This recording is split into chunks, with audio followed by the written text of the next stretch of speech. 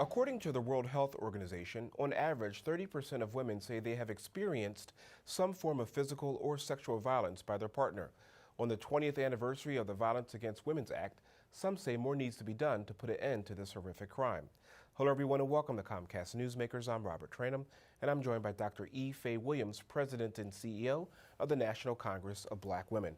Dr. Williams, welcome to the program. Thank you very much. I'm pleased to be here. And thank you for addressing this subject. It's a very important topic, Dr. Williams, and it seems time and time again we're always having this conversation about violence against women. You know, whether it's the O.J. Simpson trial a couple of years ago, actually, I guess more than a decade ago, yes.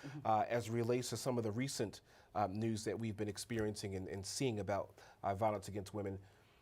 Why is it that we continue to have this conversation and little is done in terms of the follow-up?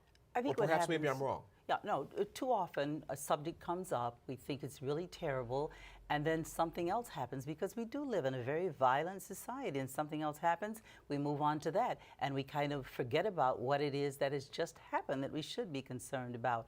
We have, wars going on all around the world, and some days that just gets in the way of, personal activities. So one of the things that I see now is that this is the 20th anniversary of the Violence Against Women Act. So I trust that women will be talking a lot about it. In fact, everybody's talking a lot about it in light of what's been going on in the National Football League Players Association, but not just the association, but their members.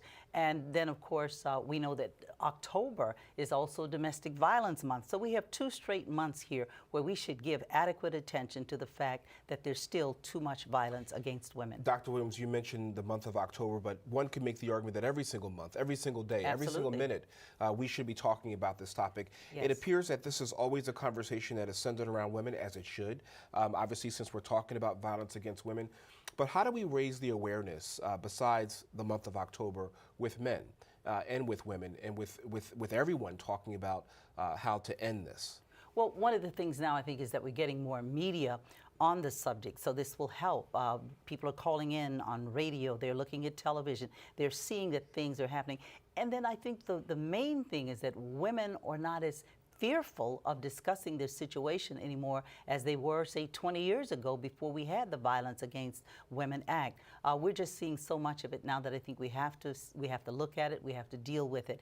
And our organization, the National Congress, has a program on domestic violence where we try to give advice to women who are in that situation. And I must say, sadly, I am a survivor of domestic violence, so I know what it's like. And every time I see something like what's on television now, it brings the whole situation back, and I'm sure that's the way it is with a lot of women. So those of us particularly who've been survivors have to continue to talk about it and not keep it as, quote, the family secret. Some years ago, even politicians would try to keep the government out of this. They didn't think that this was anything, it was a family affair and the government shouldn't be involved in it. But that simply isn't true, and Vice President Biden has shown us that by getting that Violence Against Women Act and for his coming out and, talking about it a lot during this time. In fact, he was the original author of the Violence Against Women Act. And he was in the Senate, Absolutely, when he was a senator from Delaware.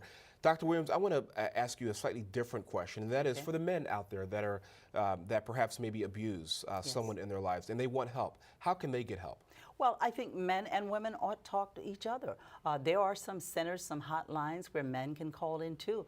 It is not just a problem of violence against women, but we must admit mostly it's against women, but we shouldn't ignore the fact that there are men who are abused, and we should all be willing to help each other with that problem. Absolutely. Dr. Faye Williams, President and CEO of the National Congress of Black Women. Thank you very much for joining us. Thank you for joining us for this edition of Comcast Newsmakers. I'm Robert Trainum. Have a great day, everybody. We'll see you next time. Bye-bye.